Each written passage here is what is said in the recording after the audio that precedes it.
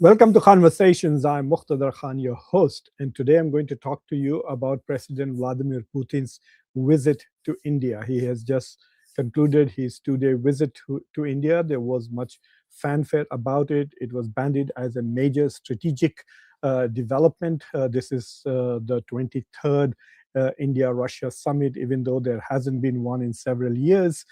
And this was a major visit by Putin. Putin these days, since he was being branded as committing war crimes by the International Criminal Court, and there is a warrant that has been issued for his arrest. He is not able to travel to many parts of the world.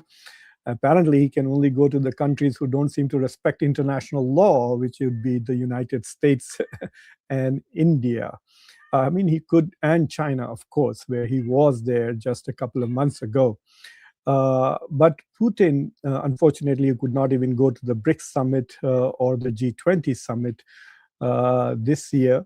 Has clearly made a big deal out of it, and I think it was a big, shall we say, win for Putin because he was able to go to the world's biggest democracy, one of the top five economies in the world, be welcomed with such pomp and show. And so for him, it was a big diplomatic victory. He can send a message internationally to Europeans and Americans that your efforts to make me a pariah and to marginalize me has completely failed. And he's also able to send a message to his own people as to how important a world leader he is, because he is accepted by one of the rising powers on the international stage.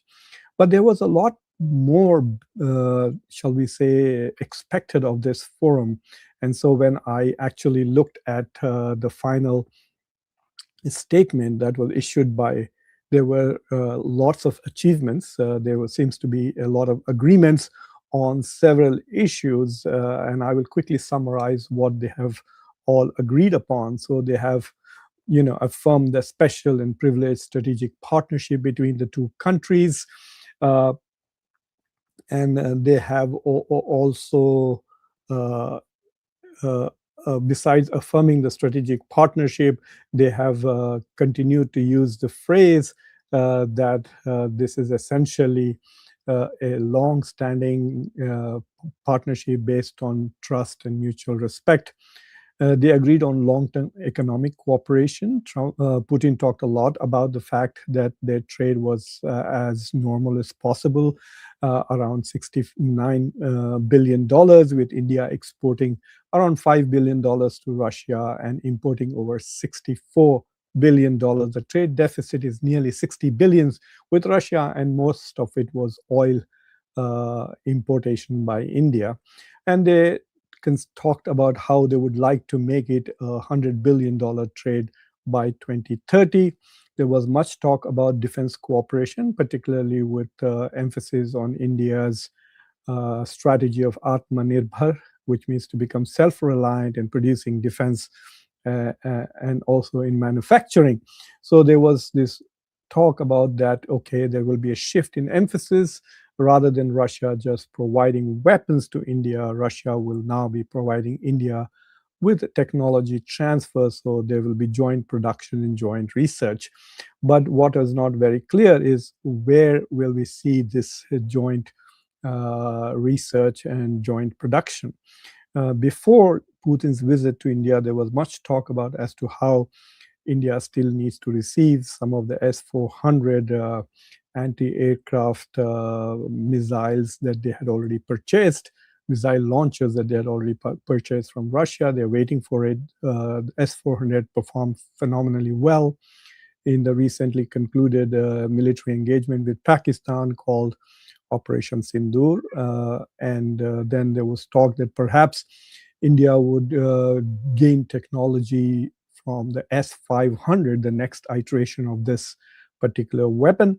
And also there was much talk about joint production of Su-57, the fifth generation fighter that Russia has produced, which according to some people might even be better than America's own F-35. It is certainly more cheaper. So India is apparently going to be gifted. This was the talk that India would be basically gifted this advanced technology by the Russians as part of the deal, and India would then manufacture them jointly, even do research and try and improve upon them. Not much has been said about that in the final statement. Neither S-500 nor Su-57 were mentioned in the joint statement. Uh, there was this announcement that India is going to lease a Russian nuclear submarine, and that deal has been signed for $2 billion, and that will be happening in the next 3 years. And so their focus was on connectivity, India becoming more involved in the north-south trade corridor, India also becoming more involved in the Eurasian Economic Forum. So there was talk about India becoming an important trading partner. But from the defense perspective, it was very surprising that there were no major announcements. It is very clear that Prime Minister Modi had one important gain about essentially India indulging in some manufacturing in Russia and some other fertilizer related cooperation and pharmaceutical cooperation. Plus, it was mooted that a lot of Indians would get to go to Russia and work in Russia. So these are some of the discussions that are going on. There is no clarity whether Indians who will be going to Russia will be migrating to Russia to settle in Russia and become Russian citizens, or will they be just temporary workers who will go and work there for a few years and then come back to India. So those details, I guess, will be worked out when they will be worked out. But uh, I think Prime Minister Modi got much less out of this. Obviously, there is a big diplomatic show put on there, which makes the population generally think that India is a great power now that Putin has visited India. And so the media hype was pretty high. So often there is gains for the horse from the media hype. But there was also this talk about strategic gains, and that's what I want to focus upon in this discussion as to what strategic gains, if any, there were for India. For Russia, yes, there were some gains. For example, Russia was trying to basically cajole India into resisting America's pressure to stop buying Russian oil. And so he said that we will continue to provide you with our energy sources, whether it is gas or oil or even coal. So uninterrupted supply of energy from Russia to India was a promise that Putin made. But the question is, will India keep up that promise and buy the oil, given the fact that America has imposed secondary sanctions on Russian oil manufacturers, Russian refineries, and anybody who buys Russian oil.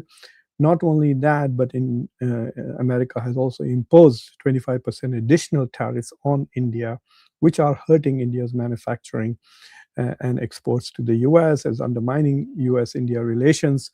And so will India go against that? So far, the statistics shows that that is changing. So nevertheless, I don't see much gains for India from this particular meeting, but there was a lot of gains for Putin. For him, it was another essentially signaling to Europe and US that their attempts to make him a pariah or make him a marginal player in international affairs is a failure, since he's able to now go to China as well as India. But he also got this opportunity to basically expose the hypocrisy of some of the Western countries, which are imposing sanctions on others for buying Russian energy while they themselves continue to buy it. Trump, he made a big deal out of identifying the fact that America was still buying nuclear fuel from Russia. Now, the point is that the amount of money that America is providing to Russia for nuclear fuel, which is a necessity for the US, is less than $1 billion, whereas what India was doing was not only buying oil from Russia in the excess of $60 billion, but also profiteering from it by re-exporting it to Europe and other places, including New York. And that was irritating some Europeans who are focused upon Ukraine's success in the war. But nevertheless, for Putin, this was success in some ways. But let's ask the question: what were the strategic gains, if any, for India?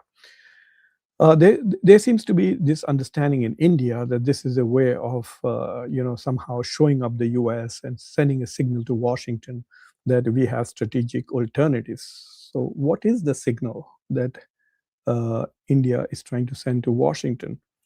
That if you don't reduce the tariffs on our exports, we will become more chummy with Russia. I mean, can you get more chummier than this? Uh, Plus, I have some serious questions about this claim that Russia is the best friend of India, trusted, because during Operation Sindoor, it was very clear that China stood more steadfastly with Pakistan, providing weapons before the conflict began right away, and also providing real time intelligence to Pakistan during the conflict. This is a claim that India made, and also providing diplomatic support for Pakistan after the conflict when India tried to bring the issue up in various multinational forums like the FATF meeting or the UN Security Council, World Bank, and IMF, and other places. We did not see the same degree of support from Russia for India during the Operation Sindoor. In fact, one of the laments from the Indian government and the population after Operation Sindoor was how lonely India was. So, where was this trusted and proven friendship of Russia? Because Pakistan claims that China is a trusted and proven friend, and China did prove that during Operation Sindoor, but Russia was Russia's support for India during that conflict was not the equivalent or anywhere near what China's support was for Pakistan. So I want to ask this question really: this whole talk about we are trusted friends and longtime friends, is it really valid? The second point that I want to raise is that India has provided no material benefit other than buying oil and supporting Russian economy, and actually benefiting from it because the oil that they buy from Russia is highly discounted. If Russia was trying to sell them at the same price as the Middle Eastern states, then India would probably have not chosen to support Russia and earn the ire of Europe as well as the United States. So India did benefit from supporting its friend financially, but otherwise than that, India has provided no military assistance to its trusted friend, which is fighting a long war against its enemies in the West. So I wonder what kind of friendship is this when a friend in need does not provide any military assistance. China has provided military assistance to Russia, as has North Korea, but not India at all. So anyway, there's a lot of talk. I think the whole purpose of such chatter of great friendships and personal, charismatic relationship is the Indian media basically trying to promote the image of Prime Minister Modi at home and trying to make him look better than he really is. But other than that, I am not very sure. Plus, this whole talk about how Russia is critical, let me give you the numbers and then you decide for yourself. The US India trade is about $130 billion.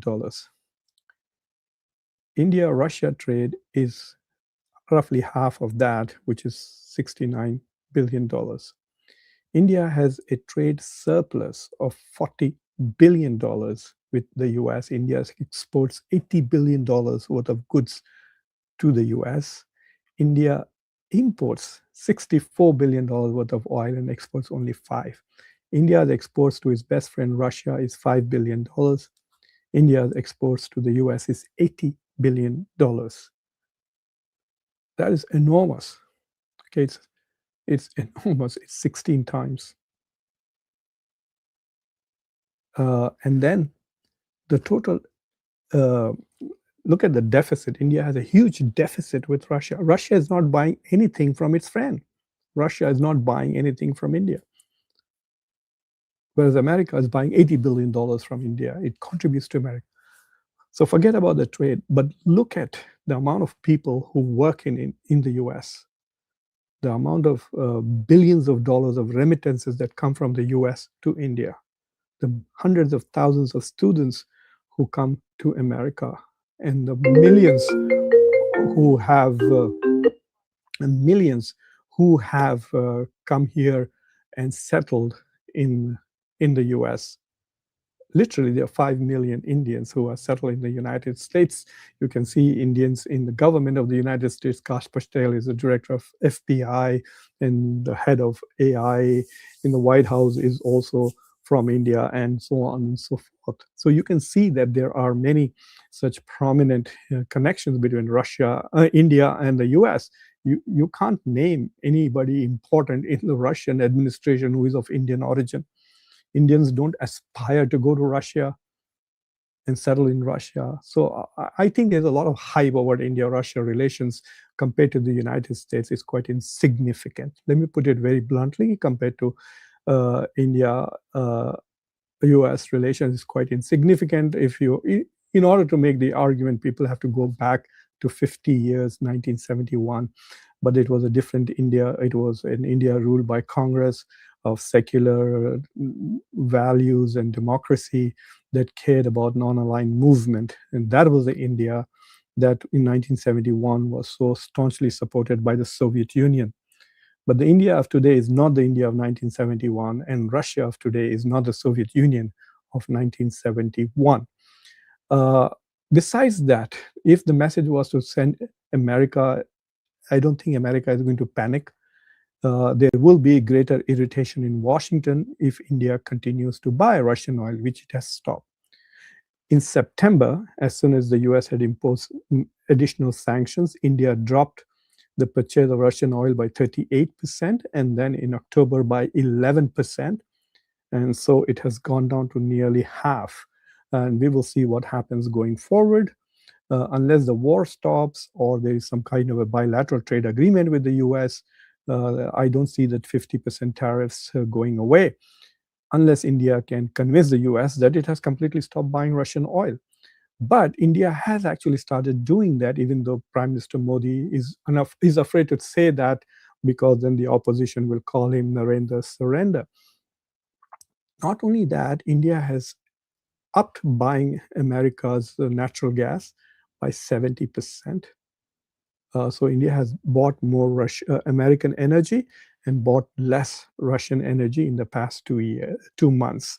And so even though Putin may have said that it is unfair of the US to put pressure on India to do all of this, the pressure is on, and India is responding to that pressure from the United States. Will the US be impressed? Not really. Because let me give you an example why the US is not going to be impressed by India's claim that, look, we are getting closer to Russia. You already claim that you're best friends. So how much more bestest friend are you going to become with Russia? And how are you going to try and undermine the US interests? Russia doesn't want to irritate America and undermine its own interests. Russia is lucky that Trump seems to have, for some reason, some kind of a soft spot for Russia. But if Biden was president right now, then this would have been an entirely different scenario today. But anyway, it's not just the Americans who are not going to be happy with all the bromance between Putin and Modi. The Chinese too probably are looking at this and are not being very happy.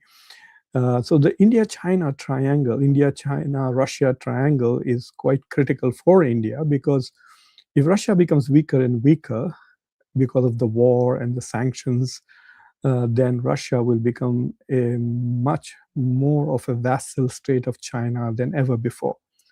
So the more weaker Russia becomes, the stronger China's influence in Russia, which then undermines India's interests.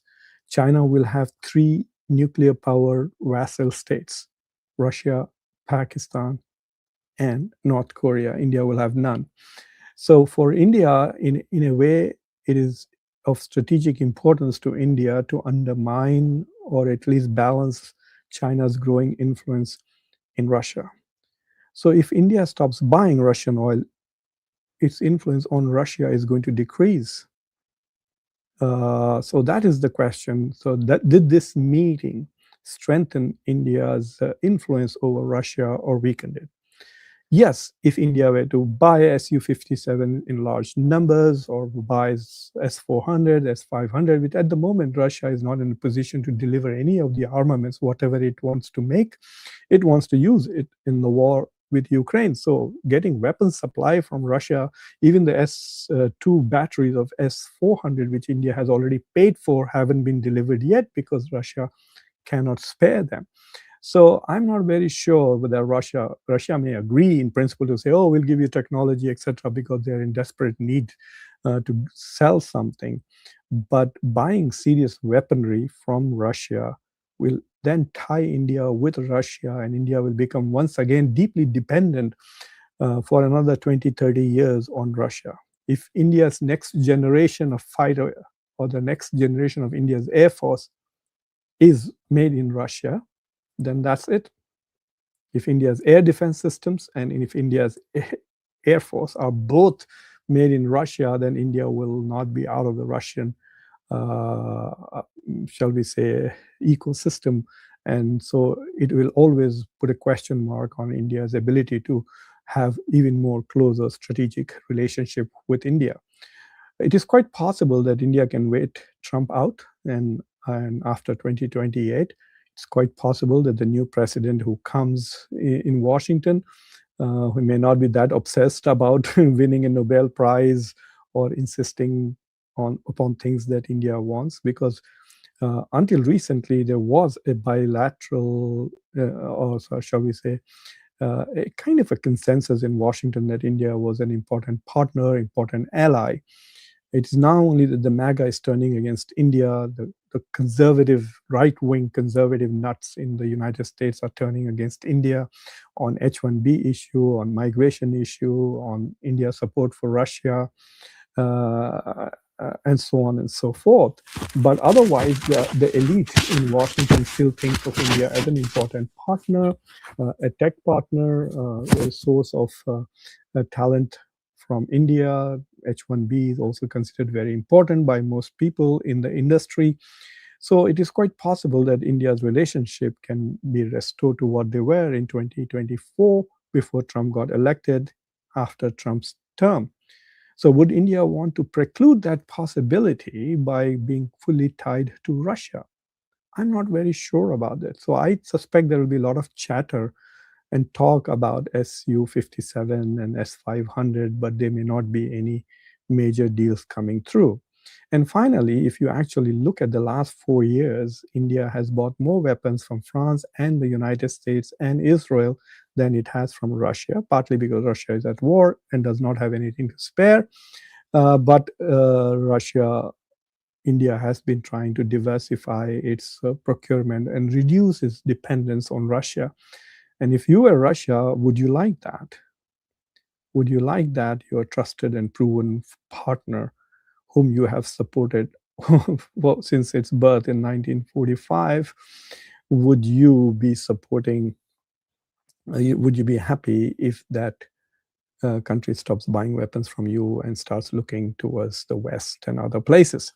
So these are some of the issues that have come up.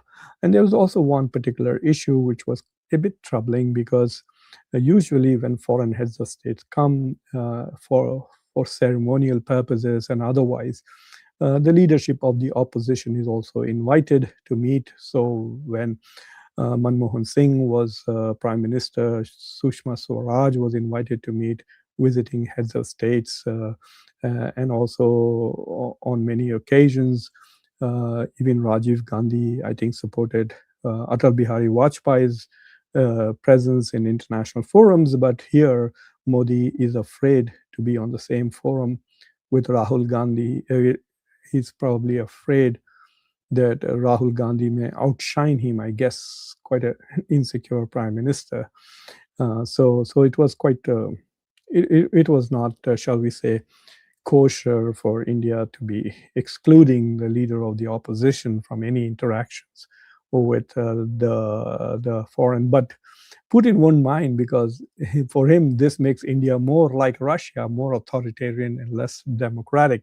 So he probably understands this and is willing to go with that. So, in many ways, I think this was a very important event for Putin. He gained a lot of, shall we say, propaganda value from visiting the world's old biggest democracy and one of the top major rising powers in the world, and to be feted in such a fascinating way. So for him, it was good. I'm not very sure what the gains are for India in the international arena from this. Yes, domestically, it kind of shows up. People in India, I don't know what they think, that, oh, now India has become a major power because Putin came to India. So the sign that India is a major power is Putin visiting India. So for them, it was that kind of propaganda stuff, mostly by media, unwilling to ask tough questions at all. So, for example, during the entire coverage, whatever coverage I saw in India, there was no discussion of the exact amount of decline of India's purchase of Russian oil. And there were no serious questions asked at all about the peace process between Russia and Ukraine and the US. There were no serious questions also being asked about what's happening to the bilateral trade agreement. Will there be an impact of this visit of Putin on India's negotiations with the United States? If you look at the final statement, it says this meeting was at the invitation of Prime Minister Modi.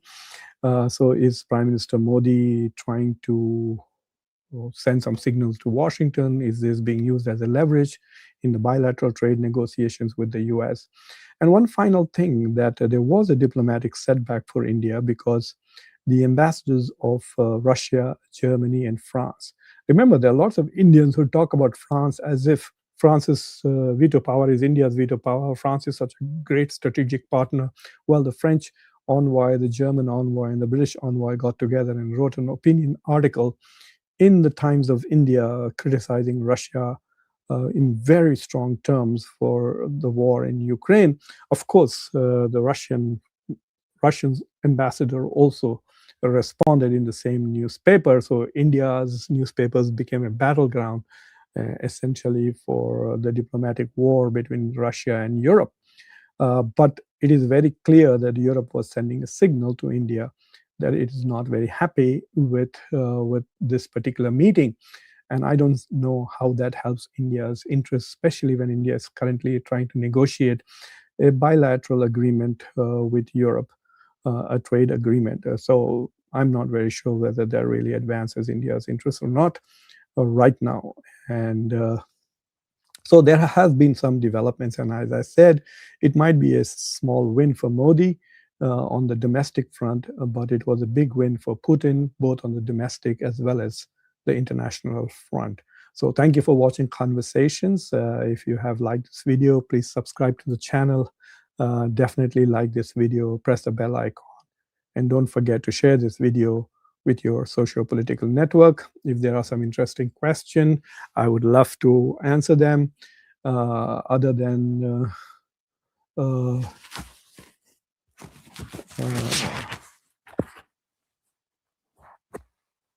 right, there seems to be no interesting questions or comments.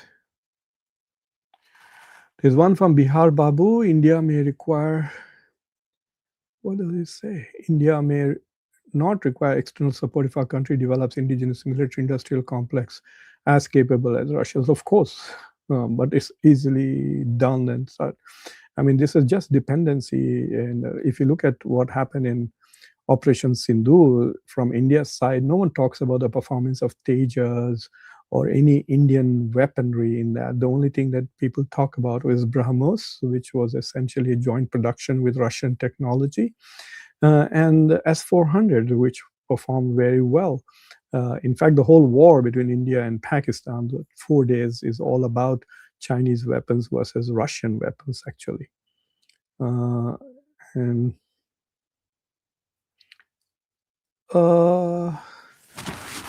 no, most of the weapons imports from Russia right now is just oil. Most of it is oil, very little weapons. Russia doesn't have weapons to export right now. But before the war started, yeah, India's trade was about $10 billion. Most of it was weapons. India bought some tanks. India, and a lot of it is also service of old weapons, the Su-30s, the old MiG-21s, the T-90, I think the tanks that India has, all of that being serviced. So there is weapons-related trade. There was a point about 5, 6 years ago where India's entire weapon system was 70% dependent on Russia. Now it has diminished to 35 or 38 or 40 or 50. There are different numbers thrown around, but clearly France and America and Great Britain, the US, India has now bought drones from America. India is buying tanks from America. India is buying jet engines from the US. So I don't know what's going on with India. Will it continue to buy uh, jet engines from the US and also try to buy technology from the Soviet Union or from Russia, the Su-57? No, there's no clarity on that. Uh, uh,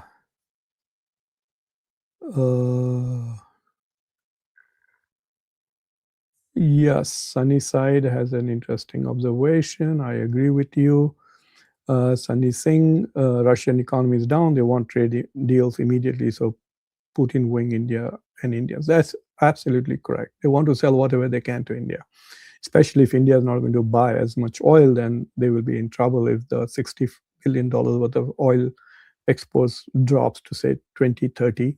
India is trying to select those companies which are not yet sanctioned and trying to diversify or procurement of crude oil from Russia. I'm sure they will find different ways to smuggle the oil. Also, even though UK and the US are imposing sanctions on the so-called shadow fleet of Russia, then the Russians will find another way to export oil if India is willing to buy that. Take that risk of further upsetting the Western countries. Uh,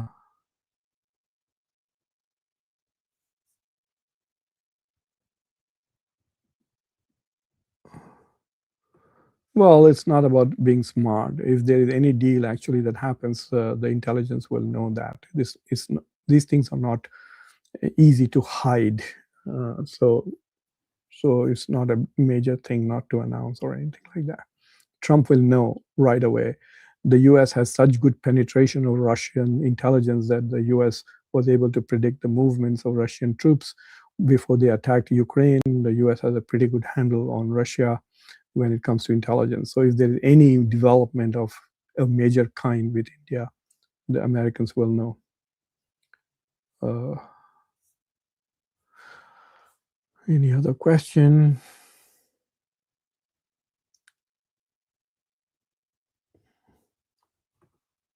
Okay, there's something from Umesh Naidu says Dr. Khan, right from the 50s, Indo-Russian relation was not so goody-goody. The strategic agreement signed in 1971 now does not have clause 9, which spells support for each other in case of any war. That's a good reminder. Thank you very much, Umesh Naidu. I think this is too much of hype on India's part. You know, every time that Donald Trump used to meet Modi, they used to say, oh my God, there's so much friendship, there's so much charismatic relationship and this and that. What happened to all of that? Nothing. All of that went down the tube in the last few months, right? All the hype. In fact, there were havans taking place in India. People were praying for the win of Donald Trump. So it's just this kind of a hype. There was so much hype in August when Modi went to China, and there was that, you know, the video of Modi and Putin and China standing together. There was this all talk, America is finished, RIC, Russia, India, China is now alive. There's this, India's master stroke, Modi's great stroke, you know, the Chaitanya, what is the Chanakya Niti, and all of this talk was going on at that time. Look what happened. Just one woman traveling from Britain to Japan via Shanghai completely upset the so-called wonderful, miraculous diplomacy that Modi was indulging in when he was in China. And India's China relationship suddenly became very bad in the last 2 weeks. So all this hype is just hype, you know. And if tomorrow, if India stops buying Russian oil, then in order to reduce the 25% tariff so that America has imposed, then Russia is not going to be happy with that, and it will turn more towards China.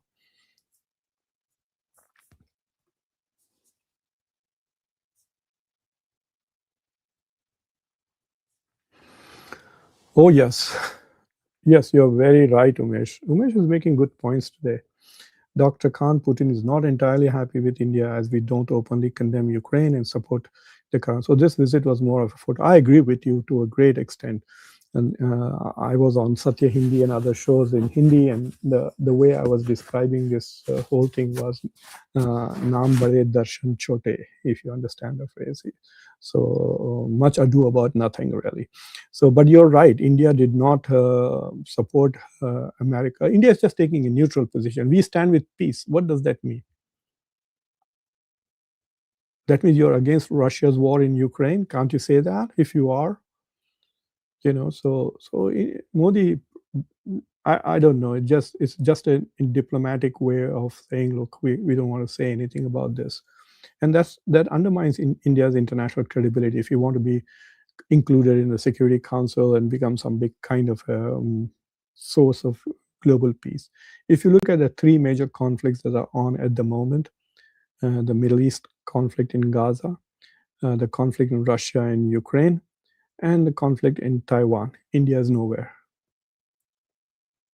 India is not relevant to any of these conflicts. Uh, just a couple of days ago, I published an article in the Frontline magazine. So those of you who have access to it should go take a look at it. If you don't have Frontline, I posted screenshots of the article, and you can see that on my website. On not on my website, on the YouTube channel, it has a section called Posts. So if you go to the posts, you can see this article of mine, which is based on my interviews with various scholars in East Asia. I just went on a tour of Hong Kong, Singapore, China, and South Korea. And this is my assessment that China is rising, America is receding, but India is missing. Because on all major issues, India is either on the wrong side with Israel in Gaza, with Russia on Russia and Ukraine, and then very quiet on the Taiwan issue. So India is not playing as important a role as one would think if you are the biggest democracy and a major world power as India would like to claim. Sunny says Russia and China cannot be trusted. Can India be trusted? I'm sure they are asking this question. Uh, all right, Umesh. Now I disagree. Dr. Khan, come on, Rahul can't outshine Modi in any format. Otherwise, Congress would not. Not really. Congress could look at the performance in Bihar. You think that the Bihar government has performed? It's the worst state in the world. Bihar is the poorest place on earth. It's worse off than sub Saharan Africa. Go and check. The worst state when it comes to GDP per capita, the worst state when it comes to education, worst when it comes to unemployment, in terms of development, not just in India, but all over the world. Yet they voted for Modi. Why did they do so? It is more out of hatred towards minorities and Muslims, etc. It's about this cultural wars that Modi is fighting. That's why he's winning, not for good governance. And if Modi is not afraid of being, if that Rahul might outshine him, then why didn't he invite him? India looks more democratic. You can see opposition leaders here in the US being invited all the time to meet with when the state dinners are happening. I mean, can you imagine this? You have a formal event and a member of your parliament, the leader of the opposition, is not invited. That tells you either you're very petty and small minded or you're afraid. You decide whether what you want to pick.